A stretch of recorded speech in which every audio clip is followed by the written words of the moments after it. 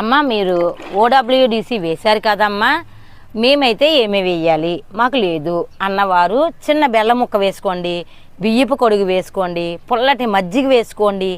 అలా ఈ అరటిపళ్ళు జ్యూస్ ఉంది కదండి, ఈ జ్యూస్లో కూడా ఈ పుచ్చకాయ జ్యూస్ అయితే వేసేసుకోవచ్చు.